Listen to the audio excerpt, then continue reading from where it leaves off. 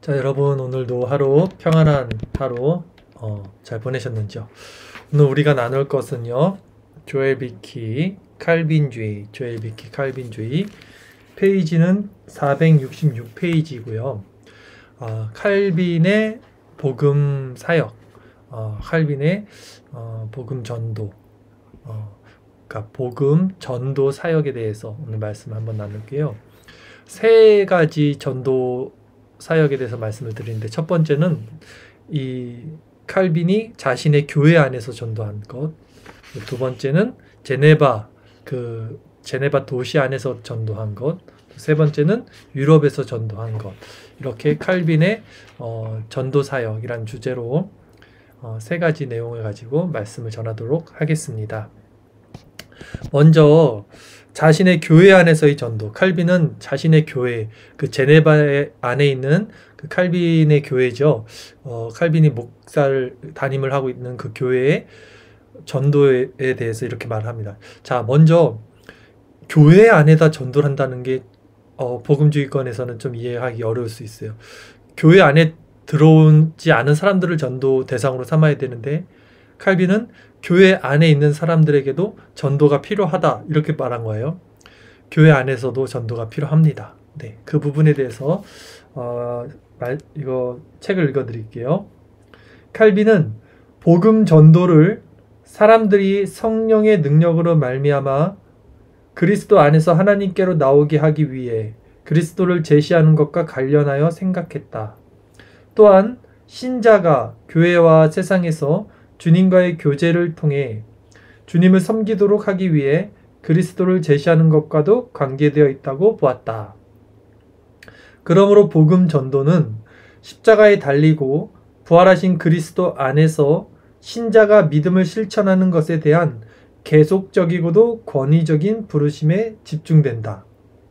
이러한 명령은 전 세행의 적인 사명이다. 칼빈은 교회 안에서의 이러한 복음 전도에 있어서 탁월한 전문가였다라고 말을 합니다.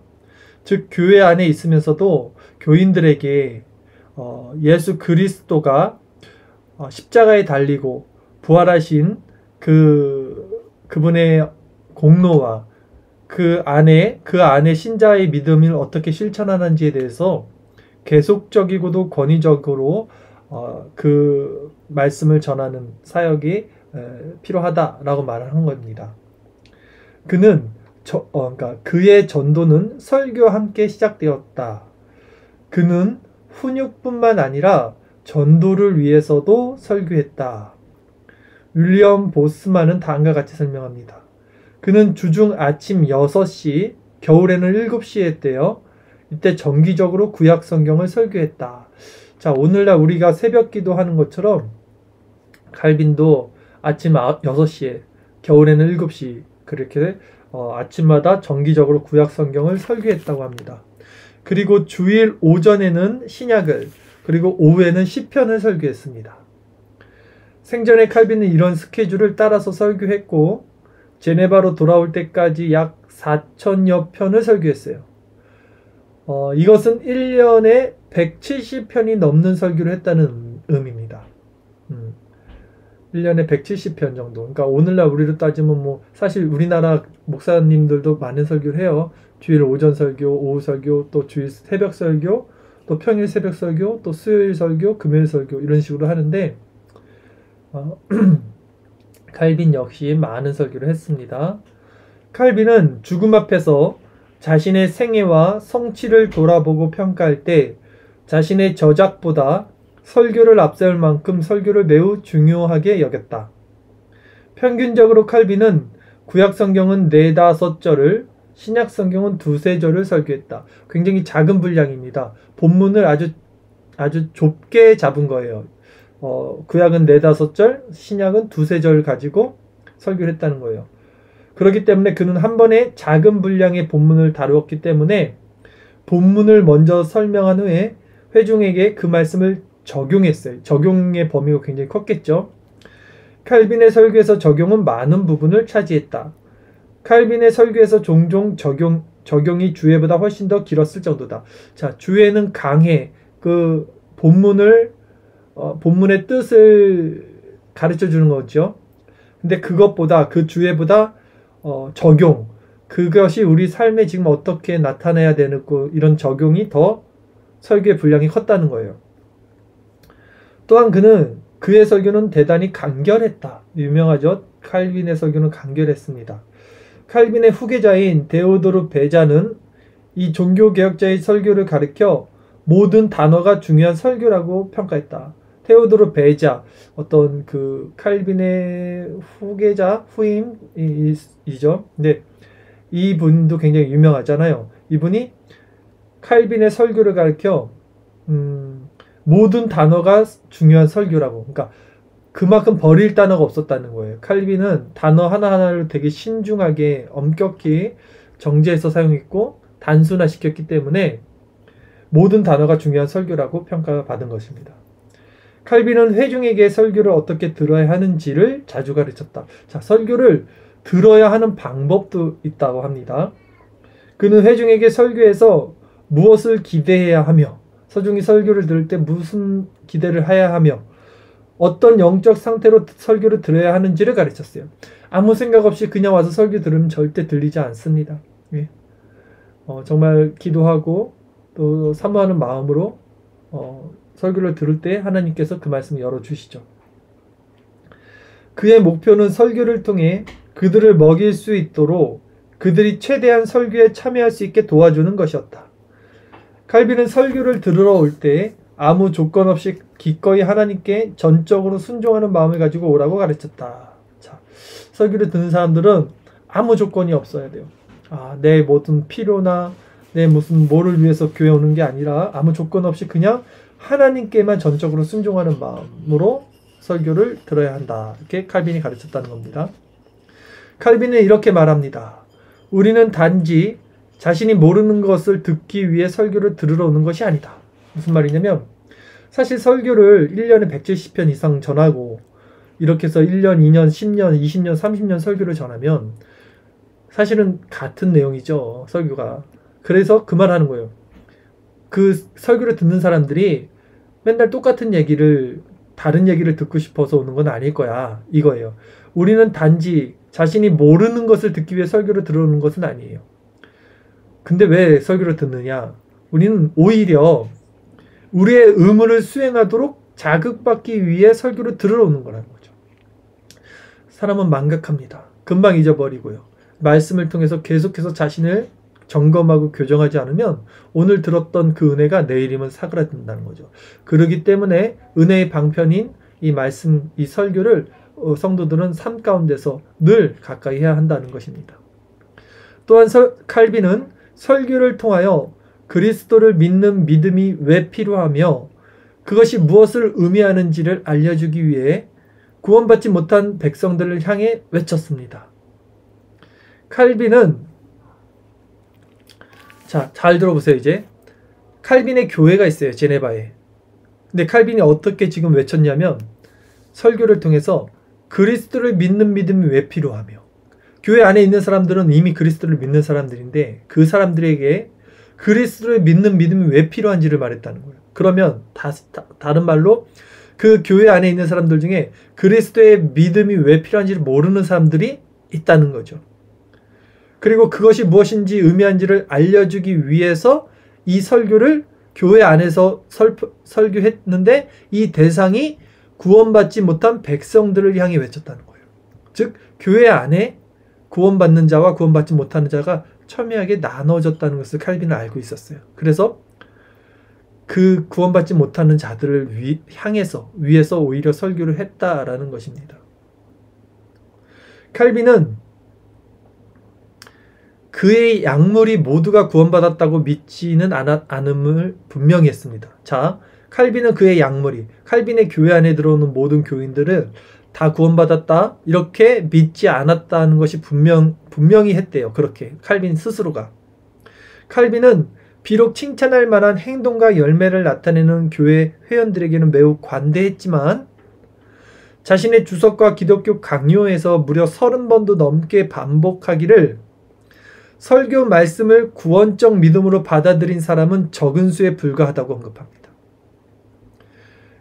칼빈이 자신의 교인들에게 향해서 이 설교 말씀을 구원적 믿음으로 받아들이는 사람은 적은 수에 불과하다고 말했다는 거예요. 칼빈은 이렇게 말합니다. 한 사람도 예외 없이 모든 사람들에게 하나님의 말씀이 선포되고 교훈되지만 그것을 기쁨으로 맛보는 사람은 10명 중 하나가 있을까 말까 하다. 칼빈이 말한 거예요. 저는 이 구절을 읽고 굉장히 큰 충격을 받았어요. 다시 한번 여러분 들어보세요. 지금 칼빈이 이렇게 말합니다. 자신의 교회 안에다가 한 사람도 예외가 없이 모든 사람들에게 하나님의 말씀이 선포되고 교훈돼요. 하나님 말씀은 누구나 들을 수 있어요. 누구나 교회에 올 수 있어요. 누구나 교회에 들어와서 하나님 말씀을 들을 수 있어요. 그러나 정말 그 하나님의 말씀을 기쁨으로 맛보는 사람은요, 10명 중 하나가 있을까 말까 하다라고 칼빈이 말을 하는 거예요. 교회 안에 있는 사람들에게. 그리고 그 말씀을 통해 더 나가서 올바른 목적으로 행할 수 있는 유익을 얻는 사람. 그러니까 이 말씀이 나한테 정말 힘이 돼서 내가 그 말씀을 은혜의 수단으로 삼아서 올바른 인생의 목적을 향할 수 있는 유익을 얻는 사람. 말씀으로 인해서. 그런 사람은 거의 100명 중 한 사람 있을까 말까 하다라고 말했대요. 칼빈이.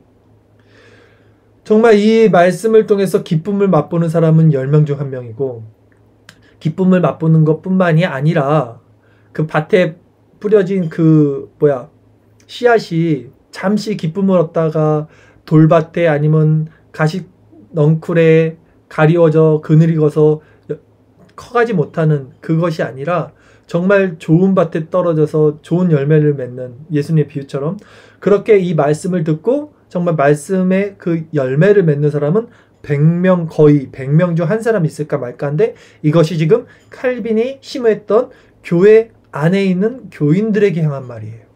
세상 사람들이 아니라. 교회 안에 지금 우리가 함께 신앙생활하고 있는 이 신앙 공동체 안에 진정 성화의 열매를 맺는 사람들은 100명 중에 한 사람 있을까 말까라는 거예요, 여러분. 근데 정말 중요한 것은 이 성화의 열매를 맺지 못하면 영화될 수 없어요. 영화될 수 없다는 것은 구원받지 못한다는 거예요. 너무나 무시무시한 말씀이고 너무나 여러분 정신을 바짝 차려야 되는 말씀이에요.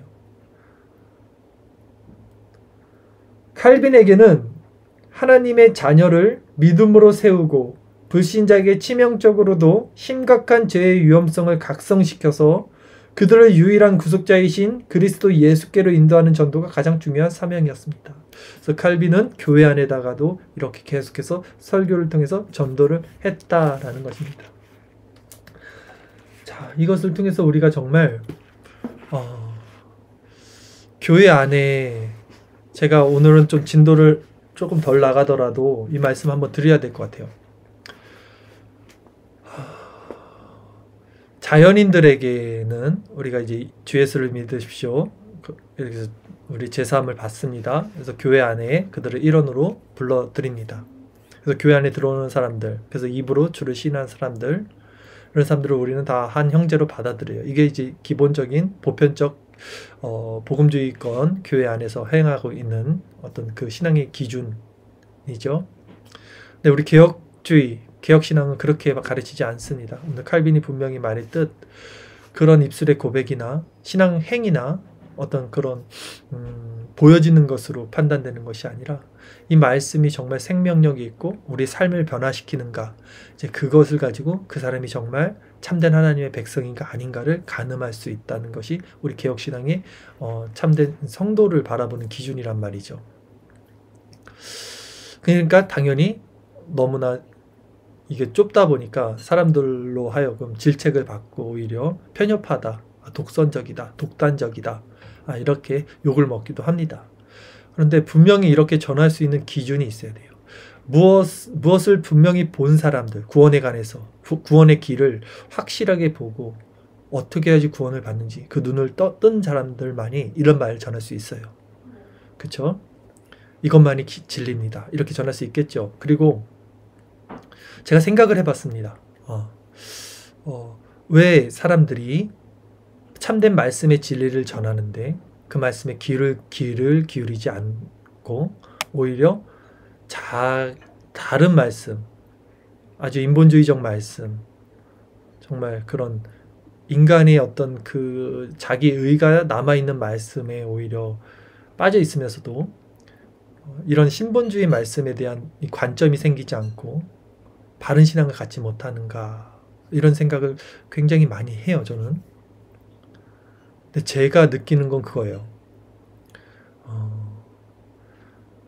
사람들은요, 무엇이 옳고 그른지를 몰라요. 기준이 없죠. 그래서 말씀을 듣습니다. 근데 이 말씀을 들을 때 뭘 듣냐면 설교자의 설교를 들어요.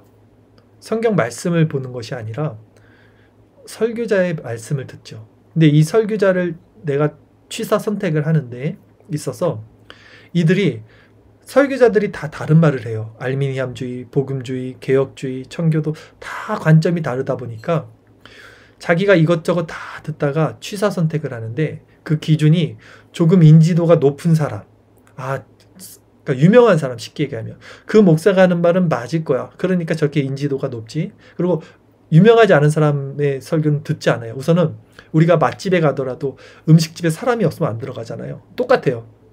왠지 사람이 많고 이러면 검증된 설교 같다. 저 유명하잖아, 저 목사님. 인정하잖아, 많은 사람들이. 그래서 그 설교를 들어요. 물론 좋습니다. 나쁘지 않아요. 설교를 듣는 건 좋아요. 그런데 문제는 이겁니다. 많은 사람들이 모이고 나고 그 설교가 좋은 설교는 분명히 아니죠. 근데 그 기준으로 말씀을 듣는다는 거예요. 또 한 가지, 자신의 취사 선택. 자기 마음에 합당해서 자기가 느끼기에 자기 마음에 만족을 주고 자기 마음과 부합되는, 자기 생각과 어떤 동일시되는, 자기 감정에 이입이 되는 그런 설교를 또 자기가 잡아요. 그래서 그 설교를 하나님이다, 하나님의 말씀이다라고 생각한단 말이죠. 완전히 기준이 다른 거예요, 지금. 그러니까 그래서 많은 사람들이 잘못 가고 있고 많은 사람들이 헤매고 있으면서도 바른 진리를 찾지 못합니다. 어떻게 해야 되느냐? 먼저는요, 성경을 봐야 돼요. 목사의 설교 듣는 것이 아니라 성경을 봐야 돼요. 스스로 성령을 구해서 성경을 봐야 돼요. 그래서 성령이 인도하시는 그 성경의 말씀을 마음에 품고 목사의 설교를 들으면 이 목사가 말하는 것이 내가 읽었던 이 설교에서 성령이 나에게 주셨던 말씀과 부합해. 그래서 그 설교를 듣는 게 맞아요, 순서가. 그렇지 않고 성경을 보지 않고, 성경을 봐도 잘 모르니까 보지 않고 그냥 자기 구미에 맞는 설교를 들으면 너무나 위험할 수 있다는 거예요, 제 말은. 기준이 자기가 아니거든요. 하나님의 기준은 인간의 생각과 관점과 완전 다른데 그냥 자기 생각의 사랑, 자기 생각이 느끼는 하나님, 자기 생각의 옳은 정의, 이런 기준을 가지고 그 기준에 또 부합한 목사가 설교를 하면 그 설교가 이제 구미에 땡기죠. 그런데 그 목사가 또 인지도가 높아요. 만약에 그렇게 세속적인 사람들을 끌어모은 무리들이 많은, 그래서 커진 교회 목사라면 그것을 우리가 어떻게 또 구분할 수 있겠냐는 거예요. 기준은 절대 그렇게 돼서는 안 돼요, 여러분. 제가 오늘 되게 중요한 얘기인데 이렇게 말씀을 드리고 싶어요. 성경을 보는데도 이게 사실 기준을 잡기가 쉽지 않죠. 그러니까 설교를 듣는 거거든요. 사람들이 자기 스스로 베레아 사람들은 성경을 봐서 상고를 한 다음에 바울의 말이 옳은가 틀린가를 봐야 되는데 그 능력이 없으니까 성경을 안 보고 또 귀찮은 거죠. 어렵고 시간도 없고 설교 듣는 게 너무 쉽고 편한 거예요. 그래서 설교를 먼저 듣고 근데 굉장히 이거 순서가 바뀐 거고요. 성경을 봐야 되는데 성경을 해석할 수 있는 능력이 없다면 필요한 것이 묵상인 거예요. 그래서 우리가 늘 하고 있는 청교도 말씀 묵상이 그런 관점에서 너무나 유익합니다.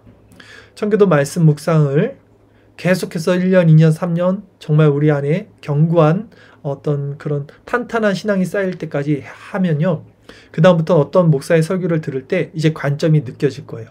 저 목사의 관점이 지금 인본주의적 관점이네. 저 목사님은 정말 신본주의의 관점이네.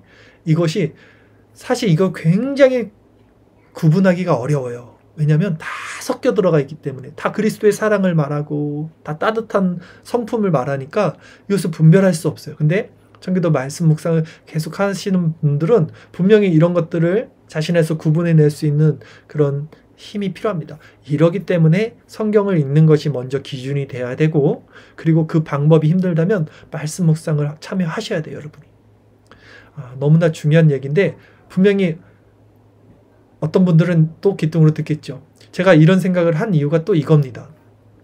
예를 들어서 저는 성경을 10년 넘게 정말 오랜 시간을 한 가지 파고들었어요. 그럼 당연히 저는 하나님께서, 성령께서 저에게 주신 마음과 그리고 제가 성경을 보는 관점과 정통 신학과 제가 찾았던 모든 그런 신앙 선조들의 글들, 그런 신앙 고백들을 통해서 우리가 고백하는 신앙과 제가 전하는 설교가 진리라는 확신이 있습니다. 하나님 앞에. 그런데 문제는 뭡니까? 저만 갖고 있는 확신이잖아, 이게. 마찬가지인 거예요. 반대로 제가 만약에 철학이라는 것을 공부를 한다고 생각해 볼게요. 저는 철학을 잘 모르죠. 저는 신학만 10년 넘게 집중적으로 공부를 했으니까. 근데 철학을 제가 공부를 이제 시작했어요. 근데 제가 어떻게 공부를 합니까? 요즘으로 따지면 유튜브를 본다는 거예요. 유튜브를 봐서 니체의 사상, 칸트의 사상, 이런 것들을 봐요. 근데 그걸 보는 거는 2차적으로 가공된 가공된 니체의 말, 가공된 칸트의 말을 듣는 거예요. 즉 유튜버, 그 어떤 그러니까 그 중간에 있는 유튜버가 먼저 그 칸트의 사상을 자기가 이해하고, 자기가 이해한 칸트의 사상을 이제 대중들에게, 구독자들에게 요약해서 말하는 것이 유튜브잖아요. 그러니까 자기 그 유튜버의 생각과 판단 기준이 들어갈 수밖에 없어요. 근데 우리는 그런 거를 들어요. 근데 어떻게 듣냐면, 그것도 내가 이제 철학을 공부한다고 치면 철학을 나 아예 몰라요. 칸트가 누구고 누가 누군지 아무것도 모르잖아요. 칸트가 누구고 이런 걸 모르니까 이 사람이 말하는 칸트도 듣고, 저 사람이 말하는 칸트도 듣고, 이 사람이 말하는 순수 이성 비판에서도 듣고, 저 사람이 말하는 그 내용도 듣고, 여러 가지를 들을 수밖에 없어요. 제 관점에서는. 왜냐면 모르니까, 누구 말이 옳은 거고 누가 정확히 전하는지 모르니까 정말 많은 사람들의, 유튜버들의 그 철학에 가는 걸 다 들을 겁니다. 저는 다 듣고 어떻게 하겠습니까? 제 안에서 그걸 다 취합해요. 섞어요. 그러면 정말 이 사상이 맞는 것 같아. 제가 선택을 해요. 그리고 그 사상을 전하는 그 철학자를 구독을 누르고 그 사람한테 제가 마음을 쏟겠죠. 이게 얼마나 위험하냐는 거예요. 우리는 하나님 말씀도 이런 식으로 배운다고요. 자, 제가 정말로 철학을 배우려면요, 칸트의 순수 이성 비판 책을 그 두꺼운 책을 제가 스스로 읽어야 돼요. 그걸 먼저 읽고 나서 제가 그 말씀을 가지고, 말씀이 아니죠, 그 책을 가지고 다른 사람 유튜버의 그 말을 들어야 돼요. 그래서 이 사람 말이 지금 내가 읽었던 책의 기준에서 이렇구나 저렇구나, 이걸 내가 판단해야 된다고요, 여러분. 근데 그렇지 않고 내가 그 순수 이성 비판이라는 책을 읽지도 않았으면서도 칸트에 대해서도 몰라요. 근데 그 사람이 말하는 순수 이성 비판, 그 사람이 말하는 칸트를 제 2차 어떤 그 가공된 그 말을 듣고, 그걸 내가 또 그게 내 마음에 부합해. 여러 말을 들었던 것 중에 그 사람의 말이 나랑 제일 부합해. 내가 선택하는 거예요. 그 사람도 자기 기준에서 말했던 거가 나랑 부합하니까 짝짝꿍이 맞을 뿐이라는 거죠. 제가 왜 많은 사람들이 이렇게 교회 안에 있으면서 왜 이렇게 정말 올바른, 심플한, 명확한 신본주의의 관점을 갖지 못하는가 고민해 보면, 결국 성경 말씀에 대한 부재, 하나님을 아는 지식의 부재에 있고, 그 이유가 말씀 묵상도 없고 말씀도 없고 기준이 없기 때문이고, 단지 자기 사사기 때 자기 스스로 좋은 것들 취했던 사람들처럼 자기 입맛에 따라 자기가 설득당하는, 자기 마음에 합리적으로 부합되는 그런 설교를 듣고 그 하나님을 따르기 때문이다 라는 거예요. 진리가 뭔지 몰라서 여러 가지 설교를 듣지 마시고 그렇게 진리를 찾아가지 마시고 진리 그 자체를 보세요. 성경을 보세요, 여러분. 먼저 하루에도 몇 장씩 성경을 보고 성령을 의지해서 기도하십시오. 그리고 정말로 여러분들이 참고를 할 어떤 그 도움을 받아야 할 그 목사들의 설교나 어떤 그 자료들이 필요하다면 정말 간곡히 부탁드리는데 고전 중에서 정통 신학, 개혁주의 안에 있는 그런 내용들을 보세요. 개혁주의가 아니고 그냥 개똥철학식으로 말하는 설교는 오히려 여러분들 마음에 부합될 겁니다. 여러분들 더 마음에 설득을 시킬 겁니다. 그러나 오히려 개혁주의가 고리타분해 보이고 여러분에게 잘 이해도 안 되고 또 마음 가운데 설득도 안 될 거예요. 그러나 제가 정말로 부탁드리는데 여러분들 유튜브에 떠 있는 많은 영상들을 너무 많이 보지 마십시오. 무분별하게 보지 마시고 정말 맛있다고 이것도 먹고 저것도 먹고 싶은 거 다 먹으면 여러분 배탈 나는 겁니다. 음식도. 정말 검증된 말씀을 통해서 여러분 보고 싶다면 개혁주의 안에서 보시고 그리고 그것보다도 먼저 여러분 스스로 말씀을 보세요. 성경을 꾸준히 하루에 정독을 하시고 그걸 묵상을 하시고 그리고 더 좋은 방법은 우리 아침마다 나누고 있는 청교도 말씀 묵상 함께 나누면서 여러분들 안에 그 하나님의 말씀의 기준을 세울 수 있는 그 힘을 기르시는 것이 정말 신앙을 바르게 갈 수 있는 올바른 방법입니다. 오늘 사실 제가 칼빈의 전도를 하면서 제네바에서의 전도와 유럽에서의 전도까지 쭉 나가려고 했는데 지금 자신의 교회 안에서의 전도를 말하다가 이 말씀 한번 드리는 게 좋겠다 해서 오늘은 진도는 여기까지만 할 겁니다. 그래서 여러분 칼빈이 그 제네바 교회 안에서도 분명히 오늘 이렇게 말했습니다. 이 말씀 설교를 듣고 정말 기뻐할 수 있는 사람들은 10명 중에 1명밖에 없다. 더군다나 이 말씀대로 행해서 성화의 열매를 맺는 사람들은 100명 중에 1명이 있을까 말까다. 여러분 칼빈의 그 말은 진실이에요. 저는 그 말이 어떤 의미인지 압니다. 많은 사람들이 진리를 깨달았다고 하고 자기는 하나님의 백성이라고 하고 구원받았다고 말하지만 그런 거짓 목사들의 말에 현혹된 거고 제가 정말 말씀드리는데 구원받는 자들은 너무나 적습니다.